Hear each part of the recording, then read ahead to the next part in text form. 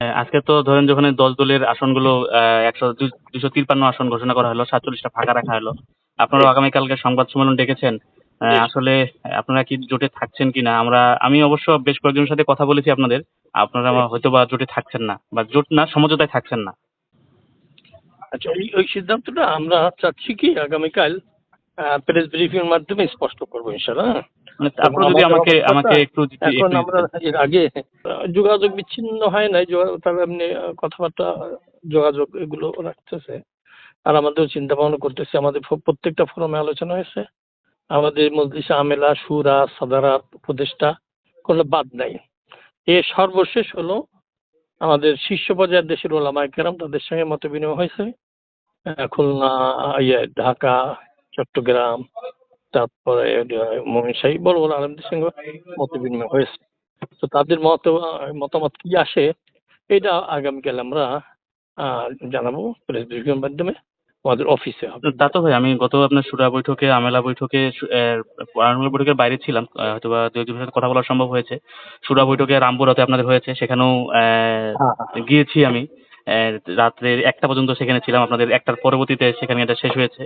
আমি মোটামুটি যতটুকু জানি যে আপনাদের ২ জায়গা থেকেই জোটে না থাকা, মানে জোটে বা সমঝোতায় না থাকা, ভাই জোট বলছি কিছু ক্ষমা করবেন, সমঝোতায় না থাকার সিদ্ধান্ত হয়েছে। এটা কি ঠিক কিনা?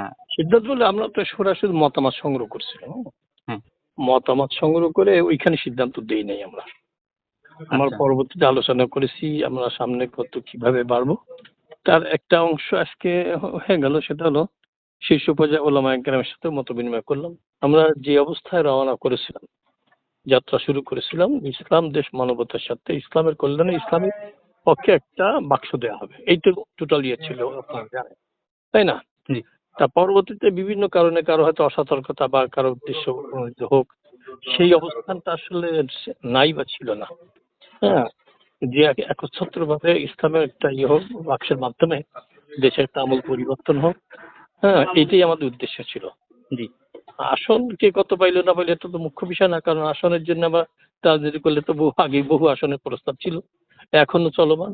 এটা আমরা অত গুরুত্ব দেই না, কিন্তু আদর্শ যেটা, যে জন্য আমরা এত বড় একটা চ্যালেঞ্জ হাতে নিলাম, যে আমরা আগামীতে কেউ স্বৈরাচার না হতে পারে এবং দেশে একটা আদর্শিক পরিবর্তন হয়, এই জন্য ইসলামী শক্তি ঐক্যবদ্ধ হলে এই জাতির প্রত্যাশা পূরণ হবে, এই আশা নিয়ে রওনা করেছিলাম।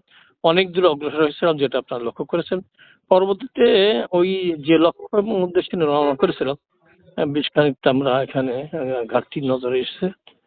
এটা নিয়ে সামনে চললে আসলে ইসলাম দেশ মানবতার কল্যাণ হবে কিনা বেশ সংশয়ের সৃষ্টি হয়েছে। এই জন্য আমাদের মধ্যে অনেক জল্পনা কল্পনা ছিল, এবং তারপরও সর্বশেষ অনেক চেষ্টা করেছি, দেখি আদর্শ ঠিক রেখে সমঝোতা টিকে রাখা যায় কিনা। চেষ্টার আমাদের অন্ত ছিল না। আমাদের আমির এতদিন পর্যন্ত এক নাগারে ঢাকায় থাকার ইতিহাস খুবই কম আছে, এবং কোন প্রোগ্রাম স্থগিত করা তাও তার অভ্যাস ছিল না। কিন্তু এই সমঝোতা টিকিয়ে রাখার জন্য, আদর্শ টিকিয়ে রাখার জন্য সর্বোচ্চ চেষ্টা করেছেন, যে চেষ্টা কোনোদিন এতদিন দেখি না। তারপর সর্বশেষ আজকে যে মাত্রাটা যোগ হয়েছে, যে দেখি শীর্ষ পর্যায়ে ওলামায়ে কেরাম তারা বিষয়টা কিভাবে মূল্যায়ন করে। তাই ইতিমধ্যেই বেশ কয়েকজনের সাথে পরামর্শ হয়ে গেছে, উল্লেখযোগ্য বাংলাদেশ উল্লেখযোগ্য তারাও মতামত দিয়েছেন, যেটা এখনই আমরা মিডিয়া দিচ্ছি না। আগামীকাল হয়তো মূল সিদ্ধান্তটা জানতে পারবেন। তার মানে এখন বলতে এটা বলা যায় যে আপনারা জোট থেকে বা সমঝোতা থেকে আপাতত বের হয়ে যাচ্ছেন?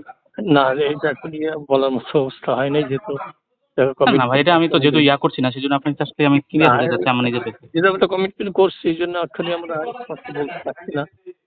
একটু সবর করতে হবে, আগামীকাল বিকাল ৩টা পর্যন্ত ইনশাল্লাহ জানতে পারবেন।